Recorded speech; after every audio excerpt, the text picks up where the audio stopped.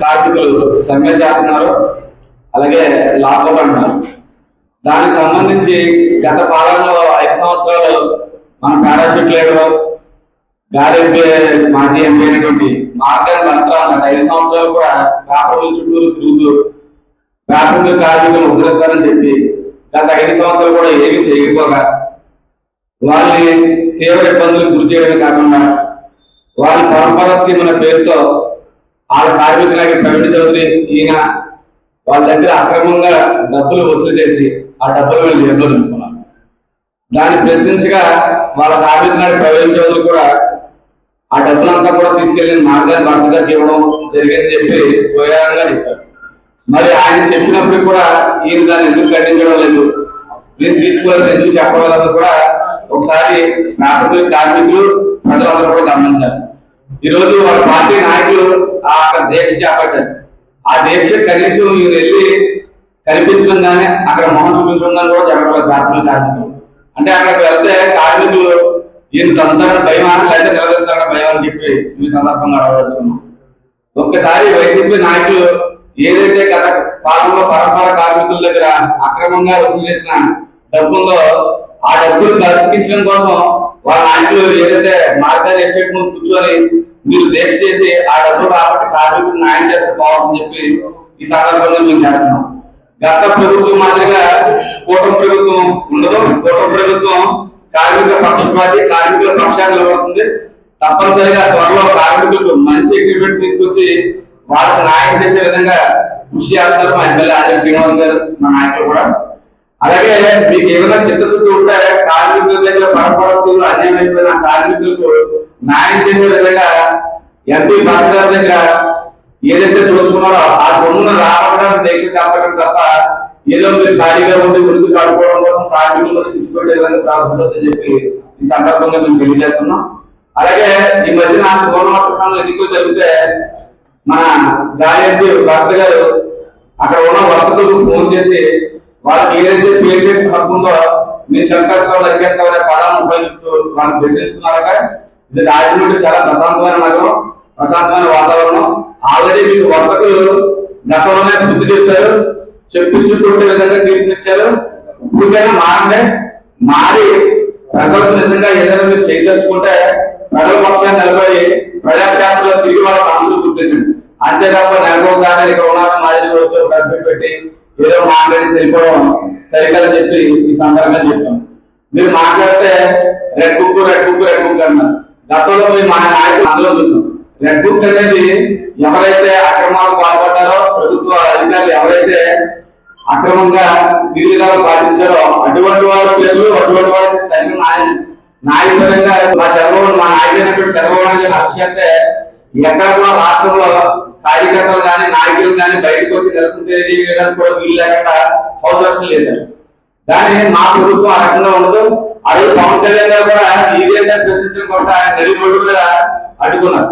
కానీ ఈ రోజు మా ప్రభుత్వం నిజంగా కూడా లిక్కర్ స్కామ్ లో ఆయన ఏదైతే పూర్తి రాజమండ్రి సెంటర్ చేసి కలిస్తే ఎక్స్పడి ఆయన మేము కనీసం అక్కడ ప్రజలు కూడా మేము నిరసన తెలియజేసి స్వేచ్ఛని కల్పించాం. అది మా ప్రభుత్వానికి ప్రభుత్వం గమనించాలని చెప్పి సందర్భం జరిగింది. మా నాయకులు అజయవాసి గారు ప్రతి మీటింగ్ అందరూ చాలా సంతోషంగా చాలా సమాధానం చెప్పడం జరుగుతుంది. చాలా బాగా చేస్తున్నారని. అలాగే ప్రతి ఇంటికి రోడ్లు అయితే కానీ ట్రైన్లు అయితే కానీ ప్రతి ఇంటి దగ్గర నిర్మించుకుంటున్నాం. అలాగే పార్కులు ఏర్పాటు చేస్తున్నారు. పార్కులు అంటే కమర్షియల్ పార్క్ కాదు, కప్పు సాసం పెట్టేసి అదే పార్క్ కాదు, ప్రజలకు ఉపయోగపడే పార్కులు, ఆహ్లాదకరంగా ఉన్న పార్కులు నిర్మించుకుంటున్నాం.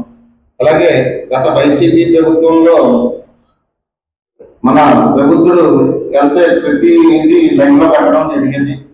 అని వాళ్ళ ఆదివాసు గారు అనేక సమస్యలు ప్రజలకి ప్రతి పొద్దున్న 2 గంటలు ఎవరికి ఏదైతే సమస్య ఉందో 4 వారాల మధ్యలో వాళ్ళకి సమస్య తీర్చడం జరుగుతుంది.